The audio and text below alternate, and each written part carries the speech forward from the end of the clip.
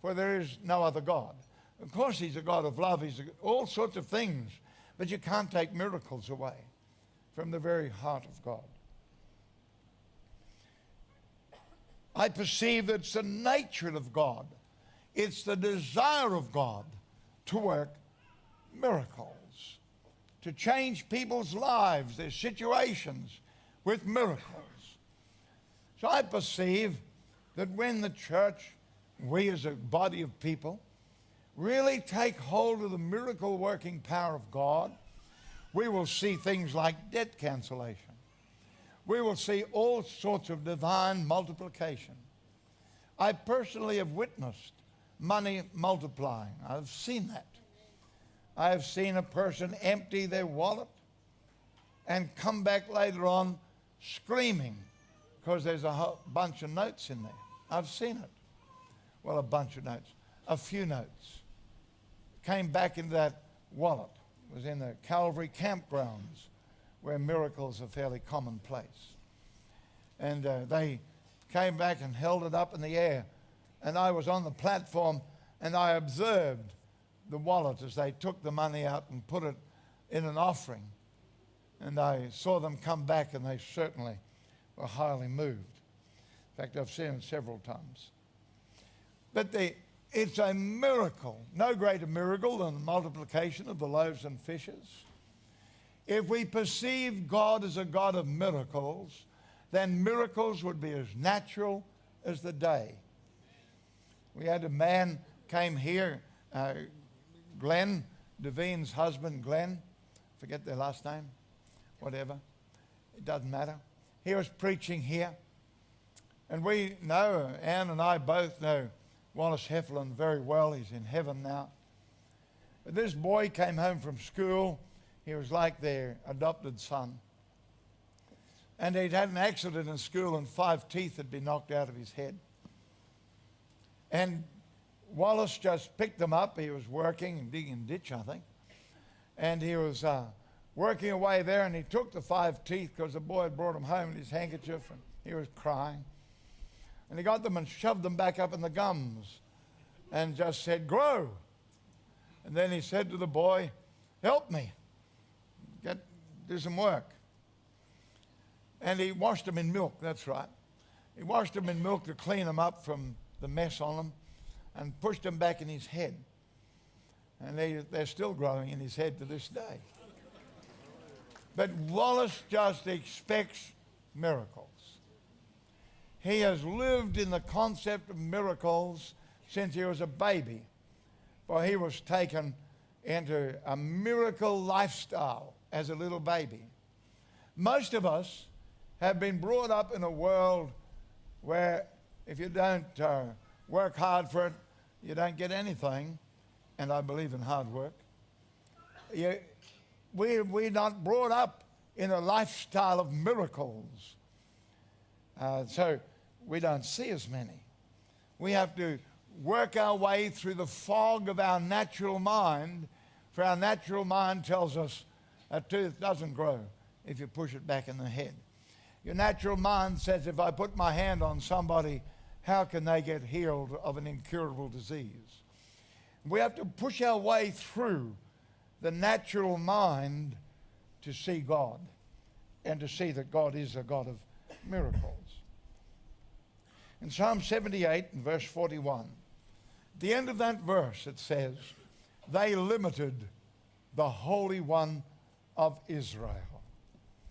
Somebody says that that's the central verse of the entire Bible. Whether it is, I don't know. But I do know that it is almost the center of humanity. They limited the Holy One of Israel by our perception of God. Now, perception of God in the natural says miracles are a very rare event. But yours and my perception of God is going to be miracles are an everyday occurrence. Miracle strength, miracle health. I intend to have an ongoing miracle till the day I leave heaven, to leave earth to go to heaven. I don't know, somewhere between 100 and 120 will do me when I feel my work here is finished. But I don't intend to grow one bit older than I am today.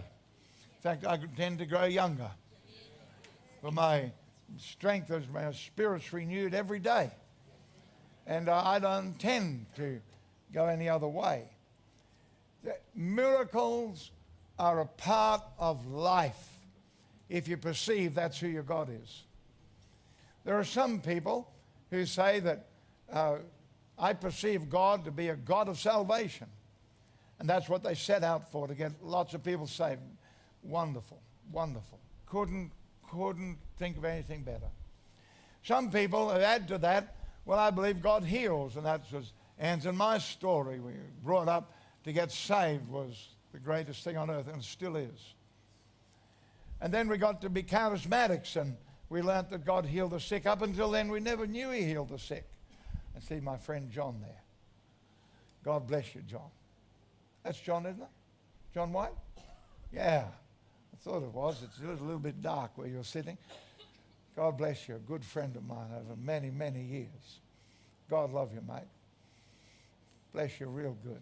So now charismatic, we learned God healed the sick. And slowly, we found some people who believed in miracles.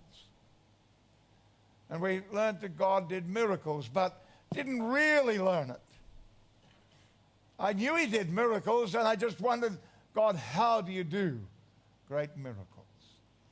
It's in our perception of God. Whether we perceive that God is a God of miracles and whether he'll do them through me.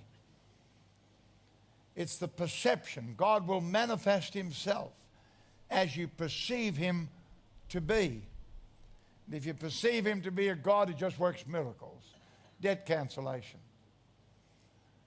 miracles of multiplication, just miracles, miracles of all sorts, miracles of sending diamonds amongst us, masses of gold so that we can just use it, miracles.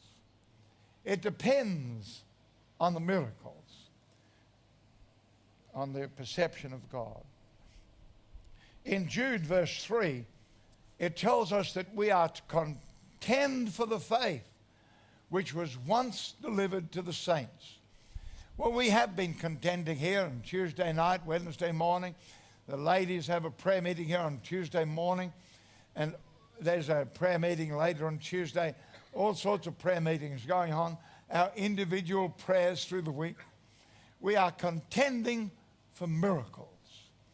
But I'd like our perception of God to have an understanding that God is a God of miracles. That's who he is. And whether we see 2 or 3 more pass away before we really get there, it will be incredibly sad. But it's not the end of the story. We're on a journey. And on that journey, we're going to win. And we are seeing more and more miracles as time goes by. God has shown himself in the Bible to be a miracle-working God, and that he, Almighty God, walks with people, a miracle-working God, such as Enoch, the 7th man from Adam. Enoch was not, for God took him. That's a miracle. He was walking so close to God, he just walking on air, dreaming away with God, and he got closer to heaven and earth, and he went home. He walked with Noah, and the God of miracles said to Noah, build a boat.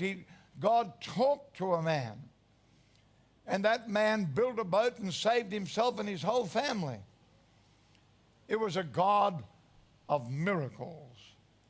With Moses, incredible miracles, all sorts of miracles. And it was not God who opened the Red Sea. Moses was saying to God, basically, God, what are we going to do? And God said, well, haven't you got a rod in your hand? Didn't I give you the rod? I gave you miracles. Lift it up. And when Moses lifted up the rod, didn't say God did, said Moses did. God placed miracles in that rod at the burning bush. And when you met Jesus at your burning bush, God placed miracles in you. And he said, now lift the rod up. And when he did, the winds came and the waters parted, and miracle took place a mighty miracle.